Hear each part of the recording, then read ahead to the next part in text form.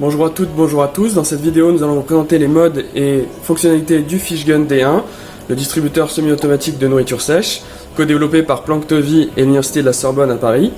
Cet appareil, sous la forme d'un pistolet et d'un tube Falcon prépercé, permet de distribuer de la nourriture sèche à vos poissons et animaux aquatiques de laboratoire tels que le poisson zèbre. Ainsi, le Fishgun se prend de la manière suivante. Saisissez-vous d'un tube Falcon prépercé fourni avec le Fishgun.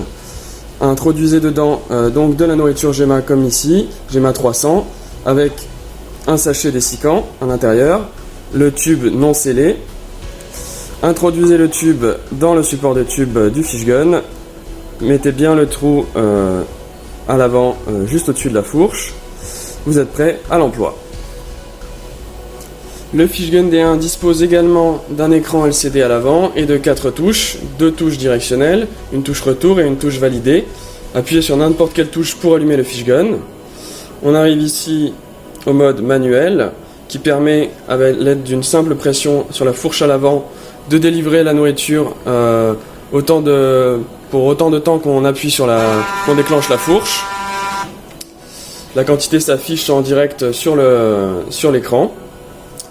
À présent, nous avons le mode fixe qui ici est réglé pour 5 portions journalières de poissons et donc va délivrer uniquement ces 5 portions, donc vibrer suffisamment longtemps pour délivrer ces 5 portions, comme ceci. Et ensuite le mode RFID qui lui, grâce au scanner à l'avant du Fishgun, va lire le nombre de poissons codés sur chacune des puces, et ainsi vibrer le temps suffisant pour délivrer la quantité de nourriture suffisante pour les poissons programmés sur chaque puce. Ici, 2 poissons sur cette première puce. Et ici, un temps plus long pour 10 poissons. À présent, passons à la présentation des différents modes. Donc pour ceci, appuyez longuement sur la touche Valider.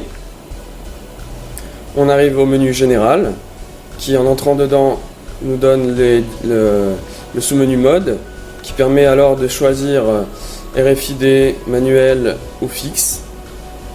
En cliquant sur retour, à côté de mode, on a le sous-menu version qui permet de connaître donc la version du Fishgun et la date de la dernière mise à jour.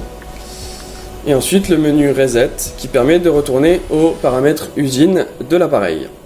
À droite du menu général, nous avons le menu time per unit qui vous permet d'indiquer au Fishgun le temps qu'il doit vibrer pour délivrer une dose. Ce temps est indiqué en millisecondes.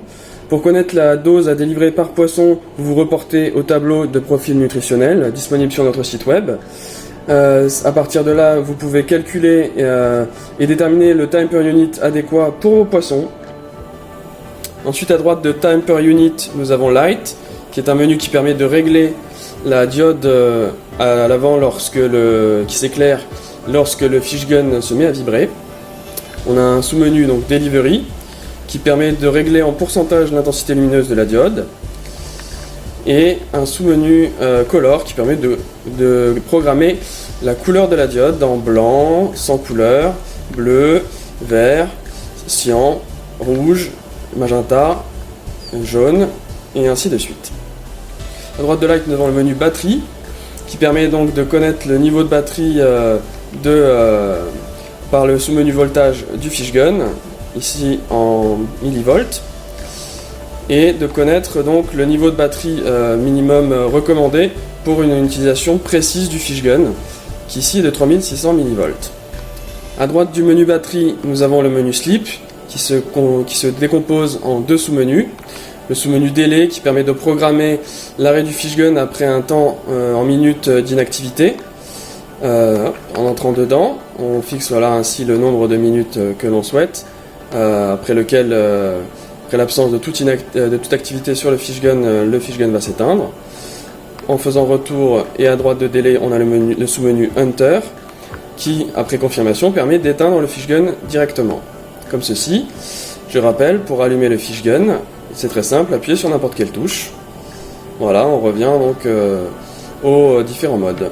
Enfin, nous allons vous présenter comment recharger le Fishgun. Il suffit pour cela de retirer le tube de Falcon de son support de tube du pistolet. et ensuite d'aller apposer le pistolet sur le sabot de charge à induction placé sur un mur fourni avec le fishgun. Ainsi, à l'aide du sabot de charge à induction fourni avec le fishgun, il est facile de le recharger sur un mur comme ceci.